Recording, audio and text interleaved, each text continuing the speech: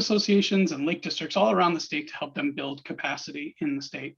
And we were very happy to be able to offer some assistance to the folks who organized the Fox River Summit to try to produce this as an online conference and to cover a great deal of content that they need to cover and connect with people. It's been hard, obviously, in the last year to have good connections with everyone. So we appreciate you coming to check this out.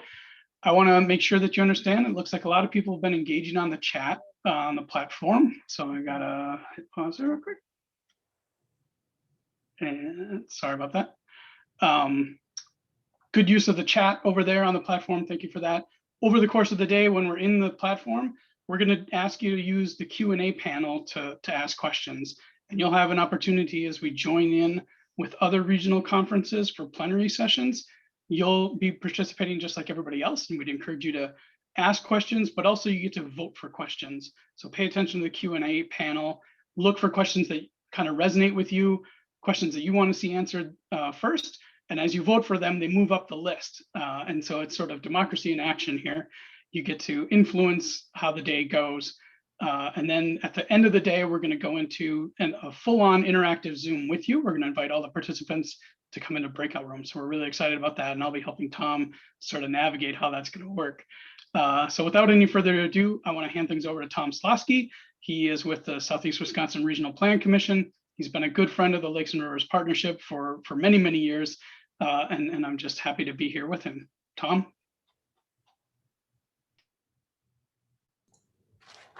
Thanks, Eric. Thanks very much for that intro. And Jeff, can you please forward the next slide? And I already forgot my first statement, but I would like to really thank all of you for tuning in to the summit, and thanks to our sponsors and project partners in helping to support and contribute to this program for today's summit. And I would briefly like to review the goals and objectives for today. Many attendees may recognize these goals because actually they have not changed since the very first summit was held in 2013. Since our watershed is a shared resource between the states of Wisconsin and Illinois, it is intended as an opportunity to celebrate successes and address shared challenges in both states. And this summit is designed as a working meeting to, first of all, meet and build trust and relationships among the stakeholders, both within and across state lines, to basically understand commonalities of shared challenges and to continue a dialogue on ways to address them. And also, too, a great chance to learn about the watershed, hydrology, biology, physiology, land use, stormwater, and share new tools and practices being developed to protect the Fox River watershed. Jeff, can you please forward the next slide?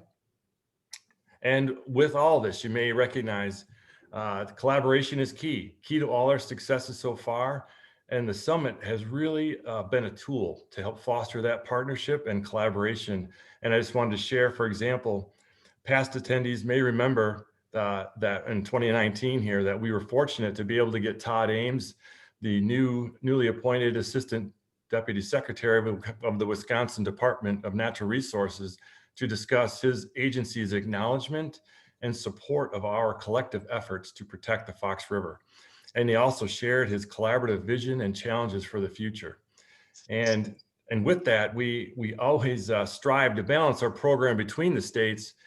And although we are still challenged by the pandemic, we are equally very excited to have John Rogner today. He's the Assistant Director of Illinois Department of Natural Resources to come speak at today's summit and give his quote unquote side of the story. So don't miss that, starting at 10:30. And as many of you may know, our summit is one of nearly a dozen conferences being held simultaneously. Hence, our program today is a mixture of regional talks and local program talks. And the regional program officially begins at 9 a.m. However, our program committee thought it would be very helpful to jumpstart our day with a panel of presenters from various key organizations throughout the watershed. And one of those organizations is represented by my friend and colleague and co-moderator for this session, Jeff Mengler, who is president of the Southeast Fox River Partnership. And Jeff will be introducing 7 distinguished speakers, and they will each give a short summary of their organization and what they're working on. Once all the speakers had a chance to present, we may have time for questions at the end, but we'll kind of play that by ear. So with that, I would now like to hand over the moderator duties to Jeff. And once again, Jeff is president of the Fox River Ecosystem Partnership. Thank you, Tom. My pleasure to be here, as we've been a partner with Tom and his organization on these summits since the beginning. But we thought it would be useful to give everyone just a very quick snapshot of some of these organizations that are working at the Fox River watershed scale in each of our respective states.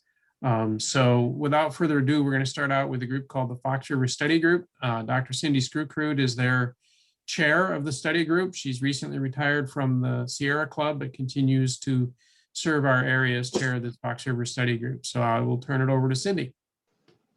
Great. Good morning and welcome, everyone. And thanks, Jeff.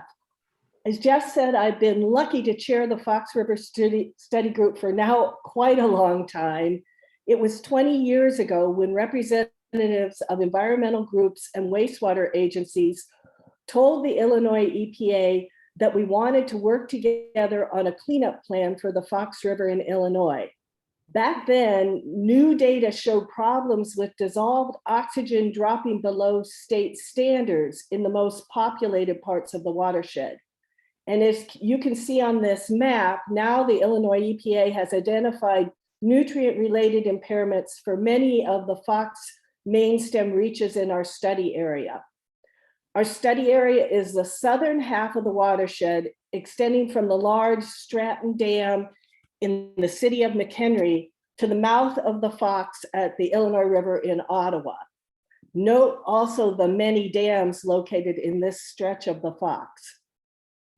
The Fox River Study Group collects water quality data and uses computer models mimicking our part of the watershed to evaluate and recommend steps to take to improve conditions in the river.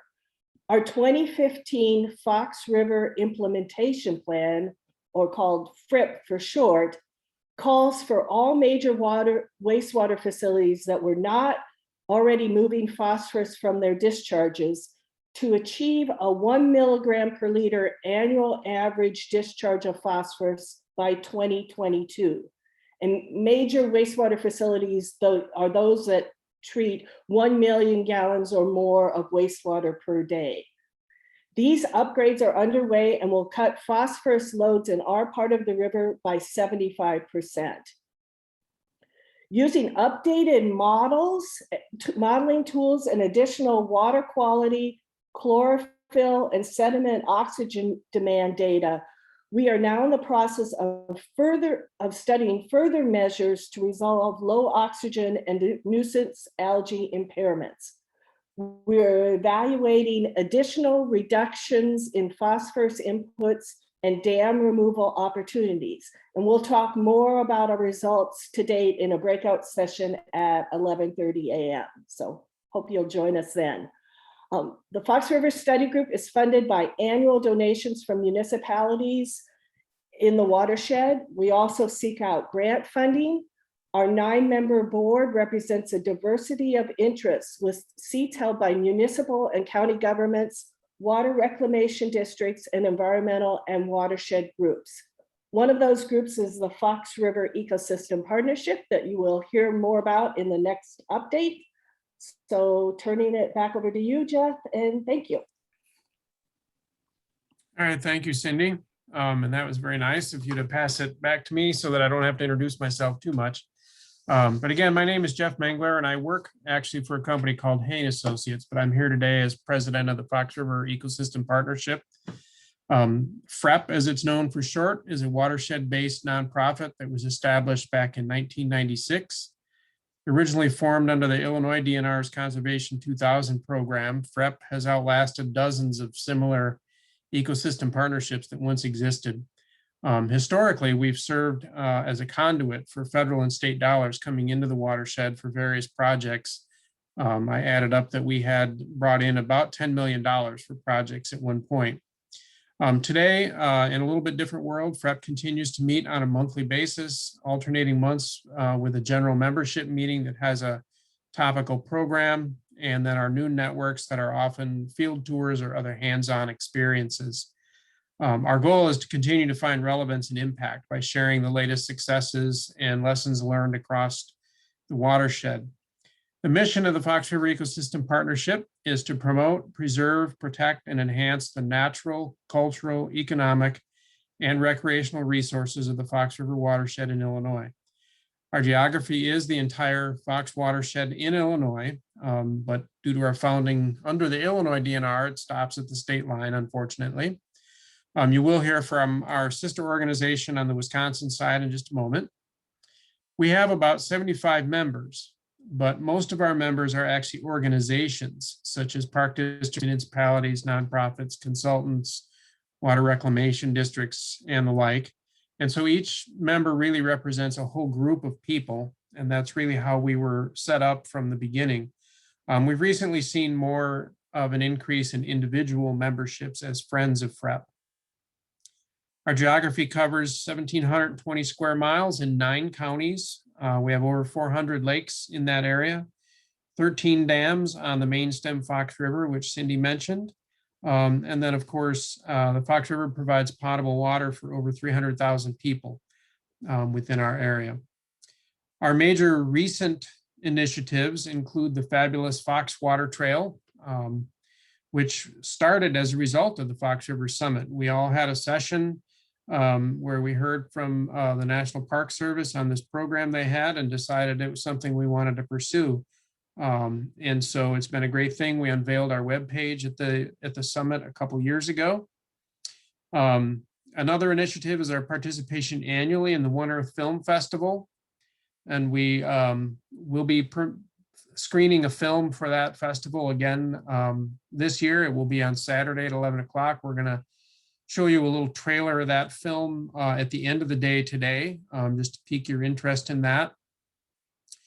And then FREP continues to work with various partners to try to update, complete, and implement the watershed plans for all of our sub-watersheds in the Fox River Basin in Illinois. We're also currently working on a watershed-based science fair type of activity for high school and middle school students in our watershed as a way to further engage our youth. And we're partnering with Friends of the Fox River on that, among others. And then we also maintain a comprehensive web page full of resources. We act as the web page and repository for many of those sub-watershed planning efforts. Our monthly e-newsletter called The Downstream has a circulation of almost 500. And I would urge you to see our web page at foxriverecosystem.org for more details. And with that, next up will be Friends of the Fox River, which I mentioned.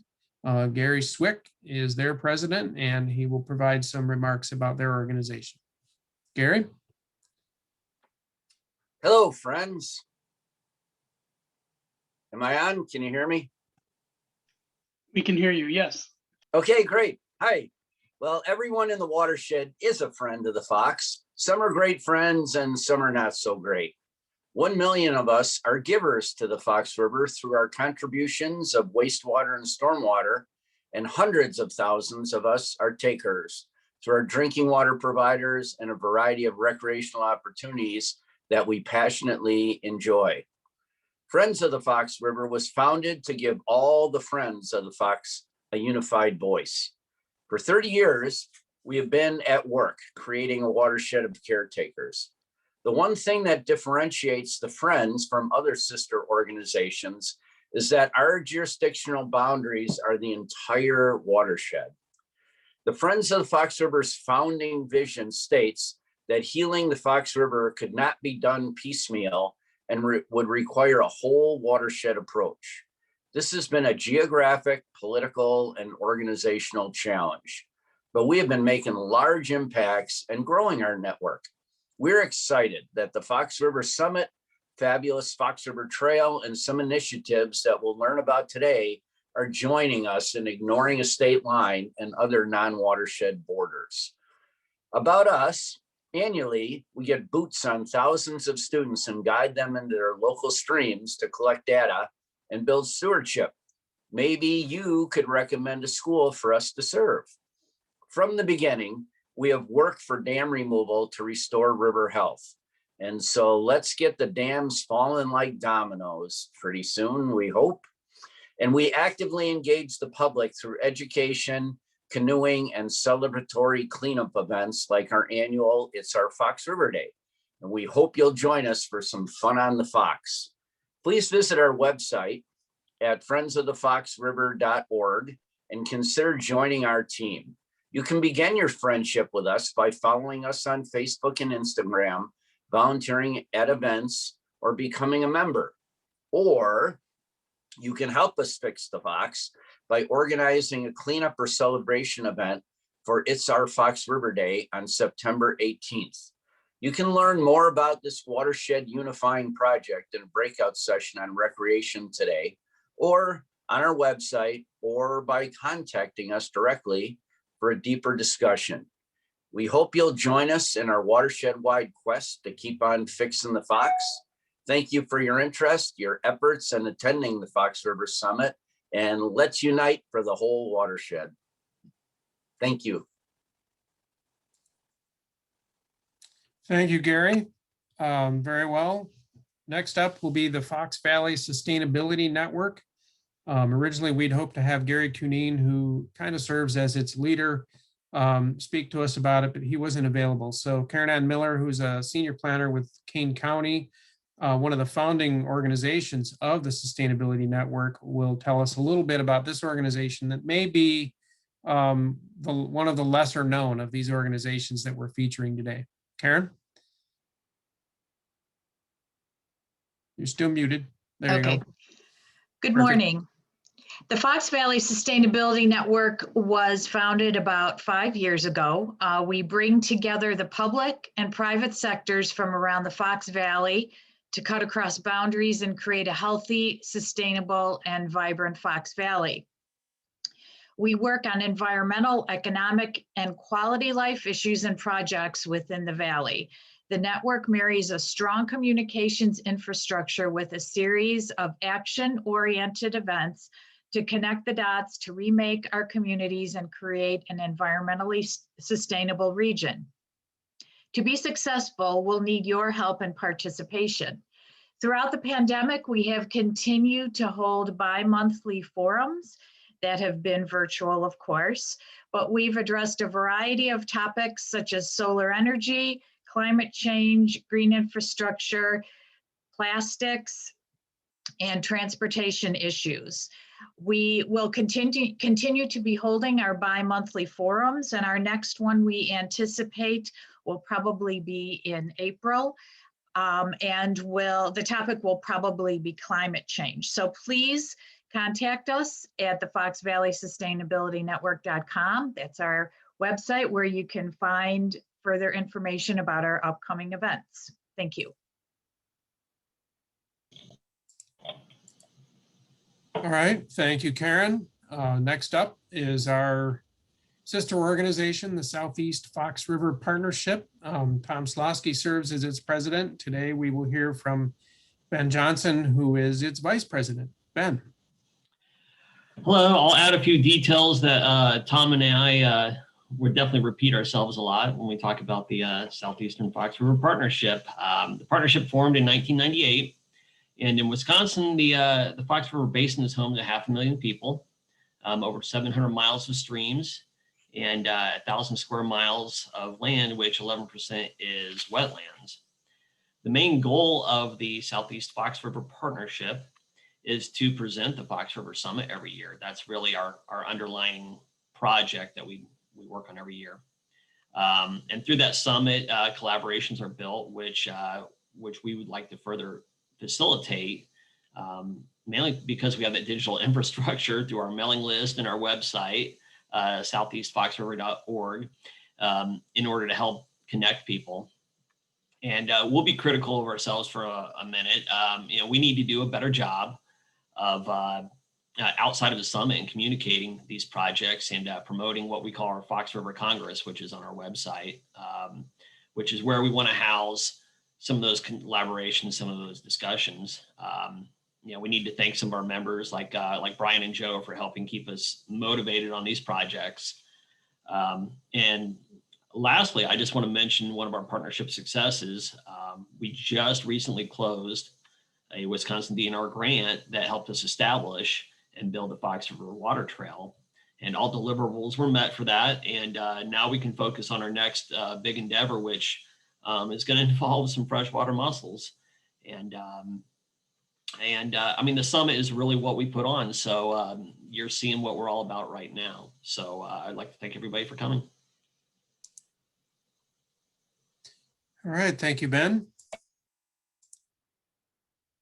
Next, we'll hear from the Southeastern Wisconsin Fox River Commission, which is something unique to Wisconsin. We don't have anything like that on the Illinois side, but they've been a key partner for us in putting together the summit for these years.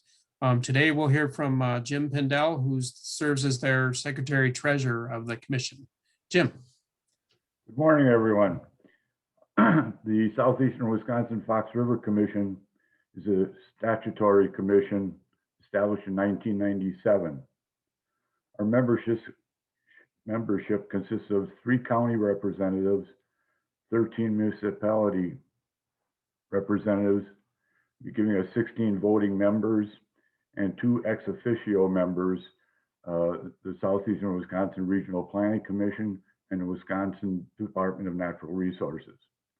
We surveyed the main channel of the river in 1998, 2012, and 2020. We identified shoreline erosion problems, navigation problems, and flood areas, as well as some agricultural problems along the main stem of the river. We serve as a clearinghouse for small grant projects so that sponsors or landowners, whatever it happens to be, do not have to apply for grant funds from the state or the DNR directly. They don't have to go through the process, and we get a lump sum and we divvy it up, and we make sure that by our criteria, they're worthy of being funded. We are an all volunteer organization. No salaries are paid. We have a budget of $100,000 per year and are working on new additional funding possibilities. Right now, we have 14 active projects concerned with shoreline restoration and stormwater abatement at a total cost of $364,000. And with a $100,000 a year budget, we're somewhat overextended. There's a lot more information available on our website, which you can see on the screen right there. Stands for Southeast Wisconsin Fox River Commission.org. And there you will find before and after pictures of more than 50 different projects that we've accomplished, as well as a short write-up and an estimate of the costs involved. So that's who we are, and hope you all have a great day. Back to you, Jeff. Thank you, Jim.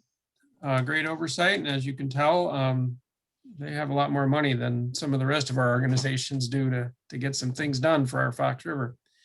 Next up will be the Fox Waterway Agency, which is kind of a quasi-state agency in Illinois that manages the Fox River chain of lakes. Joe Keller is their executive director and will tell us a little bit about their organization. Joe. Hello, everybody. Good morning. It's great to be here with you today. And also want to thank all of our partners and stakeholders, all of you for the work that you do to care for this great watershed and waterway, and hopefully preserve it for many generations to come. That's why we're all here. But anyway, with that being said, it's been a pleasure to work with the team here. I got involved with the agency about 5-6 years ago, but the agency was started a lot longer than that. It was basically born in the 1980s with the interest that folks had to do more for the chain of lakes and Fox River. The system the agency is responsible for is all the way to the state line, Wisconsin state line with our partners up north. going all the way to Algonquin. We call those, it's separated into 3 zones. We call those zones A, B, and C. What you're looking at on the screen there is basically zone C. With that being said, we have about 500 miles of shoreline we're responsible for, about 7,100 acres of waterway. The chain consists of about 15 interconnected lakes. And our responsibility is to take care of those particular areas. We generate our funds, 90% of our funds or 95% of our funds were generated originally by sticker fees. We've been able to generate more dollars through grant funding and other sorts of funding. We call miscellaneous funding. And now our funding has increased a bit, and our primary funding is through the sticker fees, still at about 70%, and then 30% grant funding. That ends up about 5-6 years ago, that ended up being about $1.5 million a year. Now we're at about $3 million a year to be able to bring in, but when you divide that over a 7,100 acre waterway, it's still a challenge. But with that being said, one of the things we're tasked with is removing rich sediments, soils from the waterway, many of which come from up north. And it's believed that there's about 100,000 cubic yards of sediments that come into the system each year from the surrounding watershed and from the Fox River up north. Our agency wants to at least get out that much and hopefully more to make up for lost years. And you know, with those dollars, it's a challenge, but we've worked really hard to open up some creative roads to do more. One of those roads has been acquiring a processing site, which is only about 3 miles from the system, located in an industrial area, where we could actually bring sediments to and process for reuse and recycling back into the environment on farm fields, community gardens, and whatnot. And we've become very successful in the last year of obtaining a piece of property and now beginning that process. These soils are rich. They're coming off farms, people's yards, roadways, and in order to preserve this waterway, we need to get them out. And that's what our agencies really specializes with. But with that being said, we have a chain of lakes and a Fox River that doesn't really have a watershed plan, at least in the northern portion of the area of the chain. So we've been working to access 319 funding, and with you our partners, we're going to break the door down there and hopefully get some 319 funding for a comprehensive watershed plan to do a lot more as far as water quality and protection. So what more can I tell you? We have about 15 employees that do the work that we do. Most of those folks will start the season off putting in buoys, making sure the water's navigable after spring rains. To keep in mind, you know, with climate change and the additional waters that we're seeing in precipitation, you know, the system of the Fox River basically drains 1,250 square miles of water, which is or land, which is basically the size of Lake County alone. And it has to go through that tiny little pinprick of the Fox River through Johnsburg. So again, it's a lot of water to drain through the system. And when we get the storms that we do, we have a lot of trees, we have a lot of debris throughout the system that we have to clean, not to mention the sediments that come into the system. So with your help, we're going to make bigger dents in this in the future. But we're pleased to say we're opening up doors. One of the other things that we're excited about is rebuilding of islands and lands that have been lost. And we're close to obtaining a grant to rebuild Grass Island, which is sinking. It's in Grass Lake. Hay Associates actually helped us with that project, and some of our other partners. But that island was built towards preserving the forest return and ultimately providing more life for flora and fauna. And we're also in the process of Pistaki Lake to hopefully rebuild an island there. And then lastly, we've broken some doors down for grant funding for some additional equipment to do this work. But anyway, my time is up. Thank you so much. Look forward to working more with you, and thanks for having us today.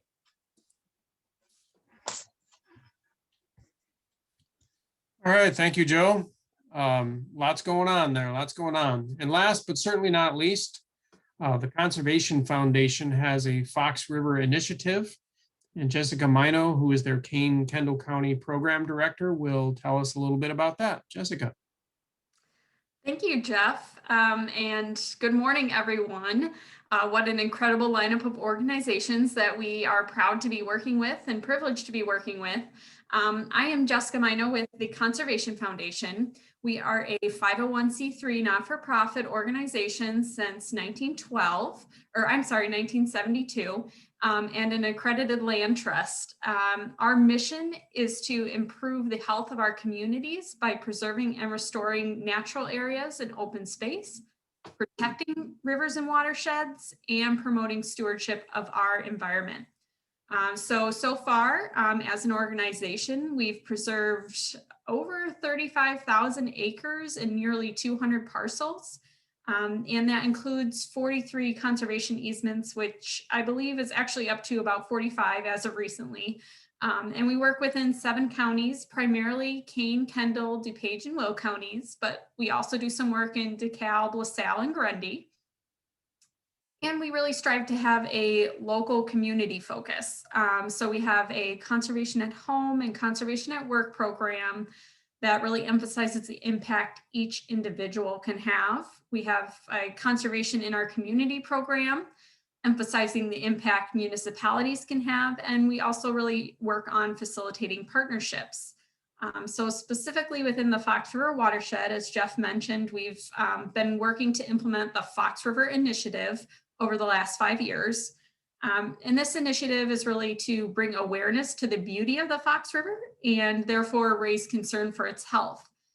So with this initiative, we've been able to generate press, some high visibility for the Fox River, and emphasize the connection between art and nature as well. So with that, we've commissioned an artist, Joel Sheasley, who completed 73 paintings along the Fox River. He also had 6 gallery showings and printed over 1,000 books with his paintings included, prints of his painting included in that, some of which are still available. And Joel's work was the main focus of our initiative, but the Fox River Initiative also was able to fund several other projects within the Fox River watershed, which included projects with municipalities such as rain gardens or other demonstration projects, again, focusing on that high visibility, so focusing on town centers and things like that. We were also able to fund some youth education through our Mighty Acorns education programs, create a new river cleanup, and also implement a Fox River series of presentations, or now webinars, due to the current climate. And so overall, this has been a great initiative to bring attention to the Fox River. If you have any questions about the Fox River Initiative or any of our other programs, please feel free to reach out to me. My contact's there on the slide in front of you, or feel free to visit theconservationfoundation.org. Thanks, Jeff. Thank you, Jessica. So I congratulate everyone. Everyone stayed to their short elevator speeches about their organizations, and we've kept on our schedule. If there are any questions that you have of any of us, it looks like we have a few minutes that we could take those.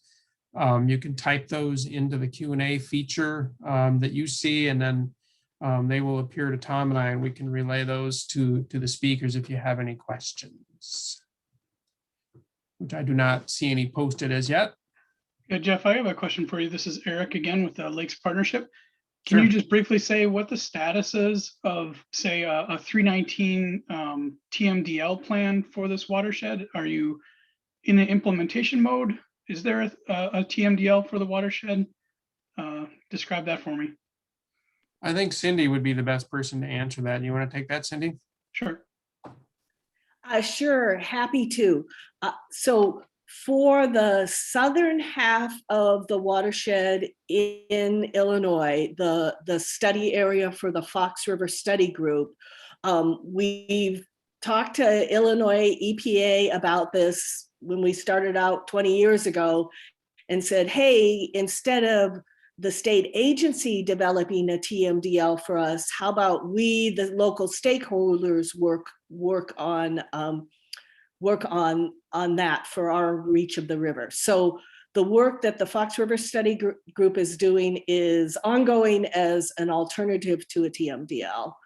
I can speak a bit to the areas of the Fox and the chain of lakes above the Stratton Dam. And recently, the Illinois EPA completed a suite of TMDLs for that area. Many of those were phosphorus TMDLs for lakes. A couple reaches of the Fox main stem were also included. And I think the folks in Wisconsin can give a better update on what's happening regarding a TMDL in Wisconsin. Maybe I just want to say for folks that aren't familiar with this type of terminology, TMDL stands for total maximum daily load. And again, that probably doesn't say a lot to you, but just think of it as a cleanup plan, a plan that the state agencies determine if there is a problem where a river or lake isn't meeting state standards, and then they're obligated to develop a plan to resolve that problem. And so that's what a TMDL is. Yeah, does anyone on the Wisconsin side want to talk about where we're at? Tom? Yes, I can give a brief update. And so it's been a long time coming and a bit of a challenge, but the Wisconsin Department of Natural Resources is in the process of updating their TMDL. And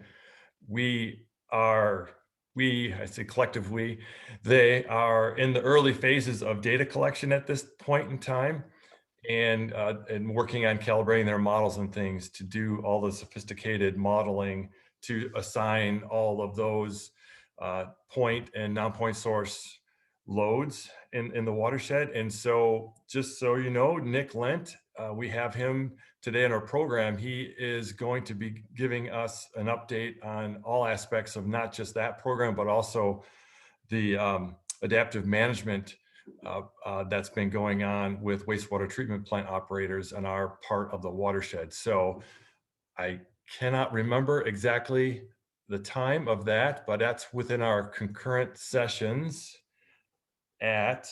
It's this afternoon. Yes, at 1:15. We do have a question in the chat about a mussel project, and asking specifically if Ben could talk a little bit more about the freshwater mussel effort with the Southeast Fox River Partnership. Yeah, I'll have to defer to Tom on that. He knows a little bit more details. Sure. I'm still not muted. Good. Yeah, we are extremely excited to learn about this, and our partners with Wisconsin Department of Natural Resources, both Lisa Kitchell and Jesse Weinzinger, have taken our interest in mussel group as we again through the summit. We're become very interested, not just with DNR staff, but also UW Whitewater staff and Carroll University, also with other mussel experts and interest in mussels in general. And they were able to apply for a state natural area grant. And despite the challenges of the past year, it's funded, and it's actually ongoing right now. And today we're going to have our breakout sessions, and Jess is going to get a chance to talk all about the framework of that progress and project. And we hope you stay tuned and hope you'll be interested. There's a lot of exciting volunteer opportunities to get out there in the river and assist this project. And it is a bi-state project. And in fact, it's one of the first projects where we're sharing monies across the state lines. So that's really exciting. And there's many project partners, including Illinois DNR and Illinois Natural History Survey, and universities, as well as the Regional Planning Commission and DNR staff. So yeah, if you're interested in that, please tune in to the breakout session this afternoon at 2:30. Great. And maybe just one last question, and maybe this is obvious to some folks. I'm new, obviously, to what's happening down here. But is there like a plan for the entire basin, or is it just sub-watershed and divided out to the 2 states? Or is there a bi-state strategy similar to what Minnesota has with Wisconsin on the St. Croix River Basin? I guess I can start an answer and anyone can jump in. So the quick answer is no. We have lots of smaller sub-watershed plans, both in Wisconsin, I believe, and in portions of Illinois. There's a lot of other individual plans and large studies, but there's never been an integrated statewide bi-state management plan. Although the Army has developed some framework, it's just been under a lack of funding through implementation of some of the recommendations as part of that larger, say, federal effort. So we're long overdue for a large, comprehensive approach. So we've been doing it, I guess, on our own through this collaborative effort and trying to use this as a springboard for working together and getting projects done and using money more effectively. But sure, Jeff, do you have yeah, and I think that's a good summary, Tom. I would just add, so that folks understand, when you're doing a watershed action plan that would be meeting the EPA criteria and qualify you for 319 grants, those are best done at the sub-watershed level. You can't really do those at a basin level because of the scale of information you need to produce in those plans and identify projects. So you kind of need to think at multiple scales. It would be good if we as a coalition, as Tom suggested, had a broad vision for the whole basin, but those watershed action plans necessarily have to be done at a sub-watershed scale. And so our goal is to make sure that all of the sub-watershed segments in our basin are covered by a plan so that we're all eligible for 319 grants. Sure. Well, it makes sense. Thank you, Jeff and Tom. One more point I'd like to make on that is what you just commented on, Jeff.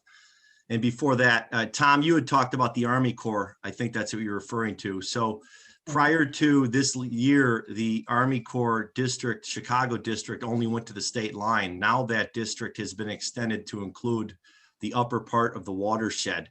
What does that mean? It just means greater collaboration and greater assistance from the Corps in terms of those waterways and how we can work with them.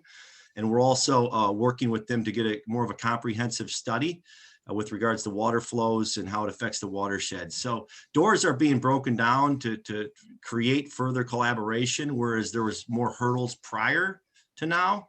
So that's the good news. And you guys up north have done a good job of helping to break those doors down.